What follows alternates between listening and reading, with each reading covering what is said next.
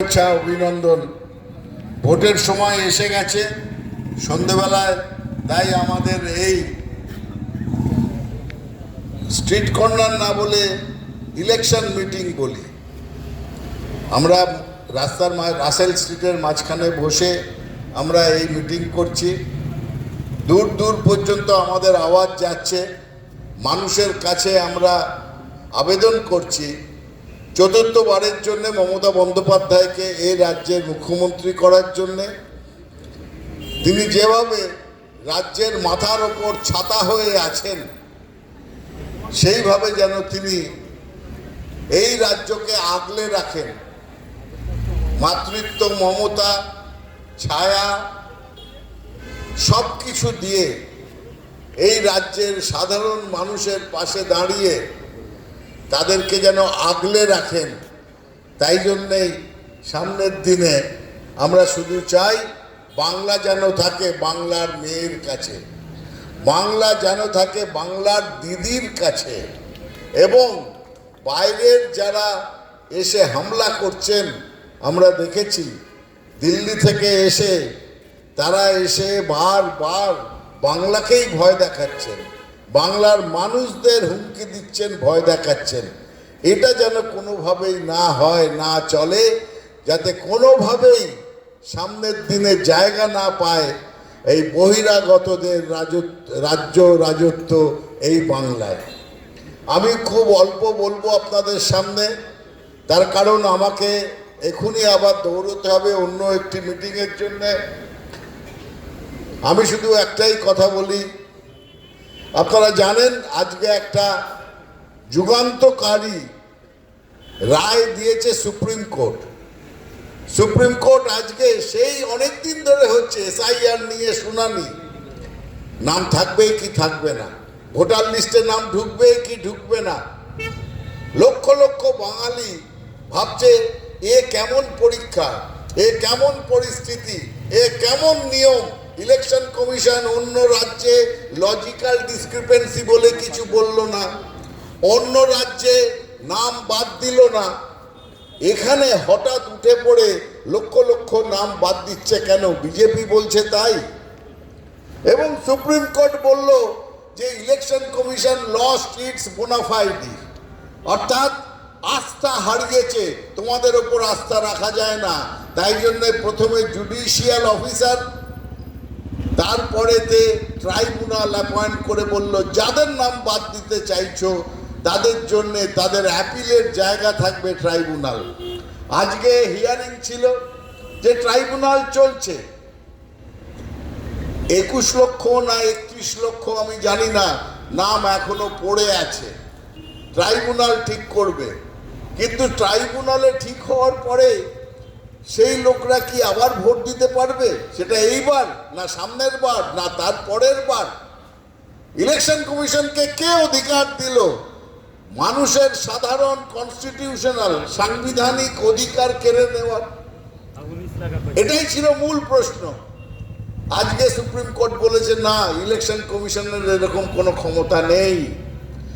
Election commission যা করেছে তাতে মানুষের মধ্যে অনিশ্চয়তা বেড়েছে, ইলেকশন কমিশন এটা করতে পারে না। তাই জন্যে বলেছে, এবং ইলেকশন কমিশন কি বলেছিল আপনারা জানেন?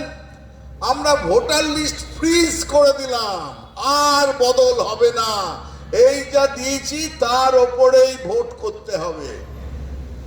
আজকে সুপ্রিম কোর্ট বলেছে তোমরা বললেই তো হবে না, ভারতের আইন অন্য কথা বলছে। তাই জন্যে প্রথম দফার ইলেকশন 23 তারিখে, 21 তারিখ পর্যন্ত যাদের নাম ট্রাইব্যুনাল ক্লিয়ার করে দেবে, যাদের নাম বলবে ভোটার লিস্টে ঢোকানোর উপযুক্ত, তাদের নাম স্পেশাল লিস্ট বার করতে হবে, special voter list, supplementary voter list করে বার করতে হবে, এবং 23 তারিখেই তারা যেন ভোট দিতে পারে, এবং তাদেরকে সেটা জানাতেও হবে। জয় মমতার জয়। মমতা বন্দ্যোপাধ্যায় সুপ্রিম কোর্টে কালো গাউন পরে গিয়ে বলেছিলেন মানুষের অধিকারের কথা, মানুষের গণতন্ত্রের অধিকার, সাংবিধানিক অধিকারের কথা, যেখানে ইলেকশন কমিশন বলেছিল অধিকার কেড়ে নেওয়ার কথা, বিজেপির কথা।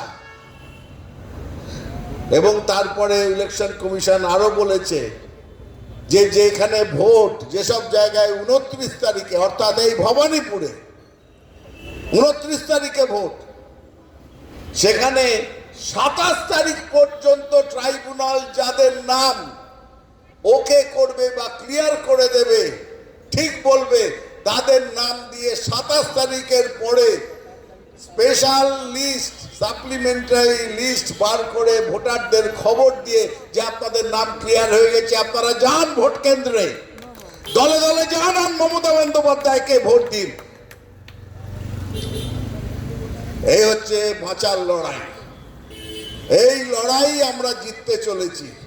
মমতা বন্দ্যোপাধ্যায় শিখিয়েছেন আমাদের সেই লড়াই। এবং আমি আপনাদের একটাই কথা বলি, যারা শুনতে পাচ্ছেন, সে বিজেপিরই হোক, সিপিএমেরই হোক, আর তৃণমূলের তো অধিকাংশ লোকই তৃণমূল কংগ্রেস। তাই বলবো, সামনের দিনের লড়াই কিন্তু শেষ হয়নি। এ খুব কঠিন লড়াই। মমতা বন্দ্যোপাধ্যায় সারা বাংলা ঘুরে লড়াই করছেন, আমরা তার সৈনিক।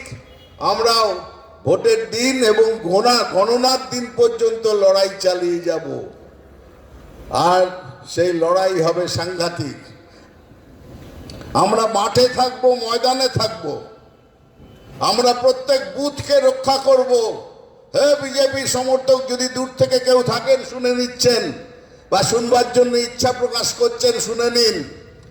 বাংলার মাটি দুর্জয় ঘাঁটি, বাংলার মাটি 1 ইঞ্চি আমরা ছাড়ব না, এবং আমরা লড়াই করে সেই মাটির সম্মান রক্ষা করব।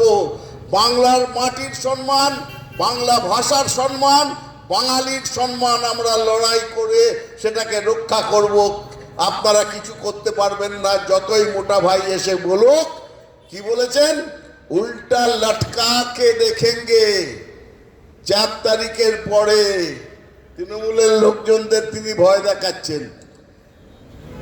উল্টা লটকানোর কথা যে বলেছেন, আর আপনারা 4 তারিখে তৃণমূলের রেজাল্ট যখন আসবে, মমতা বন্দ্যোপাধ্যায় যখন দেখবেন চিফ মিনিস্টার হচ্ছেন, তখন উল্টো কথাটাও ভাববেন যে কে কাকে উল্টে লটকিয়ে দেয়, সেটাও আমরা দেখব, আমরাও অপেক্ষা করব। তখন আপনি চলে যাবেন দিল্লি, মোটা ভাই, আপনি দিল্লি চলে যাবেন। আপনার এখানকার সেই সব কর্মীরা পড়ে থাকবে যারা 2021-এর পরে হাইকোর্টে দৌড়েছিল যে কেন্দ্রীয় বাহিনী রেখে দাও, কেন্দ্রীয় বাহিনী রেখে দাও, আমাদের কি হবে, আমাদের কি হবে। তাই জন্যে প্রত্যেকটা কথা সাবধানে বলবেন। বিজেপির বন্ধুদের বলছি, বিজেপির নেতাদের বলছি, সাবধানে বলবেন, কাজ সাবধানে করবেন। গণতান্ত্রিক মাঠ, সেখানে দলের কথা বলুন, আপনাদের ম্যানিফেস্টোর কথা বলুন, পলিসির কথা বলুন, কিন্তু ভয় দেখাবেন না। বাঙালি কাউকে ভয় করে না। ইংরেজরা আমাদের ভয় দেখাতে পারেনি, আপনারা তো ছাড়। আর আমরা মমতা বন্দ্যোপাধ্যায়ের নেতৃত্বে লড়াই করছি। তাই জন্য বন্ধু, 29 তারিখ সকাল সকাল ভোট দিতে যান, জোড়া ফুলে ভোট দেবেন, মমতা বন্দ্যোপাধ্যায়কে ভোট দেবেন এবং বিপুল ভোটে জেতাবেন। এবার ভবানীপুর কেন্দ্র, তারা রেকর্ড ভোটে মমতা বন্দ্যোপাধ্যায়কে জেতাবেন আমরা জানি। আর বাংলা থাকবে বাংলার মেয়ের কাছে, এটা নিশ্চিন্ত থাকুন। 2011 থেকে 2021 প্রত্যেকবার লাফিয়ে লাফিয়ে তৃণমূল কংগ্রেসের বিধায়ক সংখ্যা বেড়েছে। 2026-এ আরো বাড়বে। এবং যদি দেখি যে 250 পেরিয়ে গেছে, আর ওদিকে কমতে কমতে বিজেপির আসন সংখ্যা কমে 30-এর নিচে এসে গেছে, তাহলেও আমরা কেউ আশ্চর্য হব না। এখানে মনে রাখবেন, যিনি বিজেপির হয়ে দাঁড়িয়েছেন, চিন্তা তারই বেশি।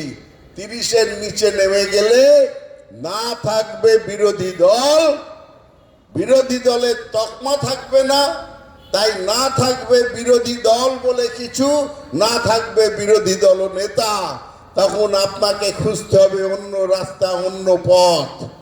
তাই আজকের দিনে সকলকে অনুরোধ যে ঠান্ডা মাথায় কোনো প্ররোচনায় পা না দিয়ে শান্তিপূর্ণভাবে নির্বাচনে অংশগ্রহণ করুন। আমরা বাংলায় শান্তির কথা ভাবি, বাংলায় শান্তির কথা বলি, বাংলা যেন শান্তিতে থাকে, বাংলার মানুষ যেন শান্তিতে থাকে, সবাই যেন সমস্ত ধর্ম, সমস্ত বর্ণ, সমস্ত জাতের মানুষ বাংলায় মমতা বন্দ্যোপাধ্যায়ের নেতৃত্বে শান্তিতে যেন থাকতে পারে। ওই বিভেদকামী শক্তিকে আমরা পরাস্ত করে বাংলায় মমতা বন্দ্যোপাধ্যায়ের চতুর্থবারের রাজত্ব শুরু হবে। সেই যজ্ঞে আপনারা আসুন, অংশগ্রহণ করুন, আর কাউকে ভয় না পেয়ে, কোনো কথার কোনো প্ররোচনায় পা না দিয়ে সকাল সকাল গিয়ে ভোট দেবেন, এটা আমাদের আশা। আমি আমার বক্তব্য এখানে শেষ করছি। মমতা বন্দ্যোপাধ্যায় জিন্দাবাদ, অভিষেক বন্দ্যোপাধ্যায় জিন্দাবাদ, তৃণমূল কংগ্রেস জিন্দাবাদ, মা মাটি মানুষ জিন্দাবাদ, 63 নম্বর ওয়ার্ড জিন্দাবাদ, ভবানীপুর জিন্দাবাদ। তোমার বাংলা, আমার বাংলা, সোনার বাংলা, জয় বাংলা। আমি এরপরে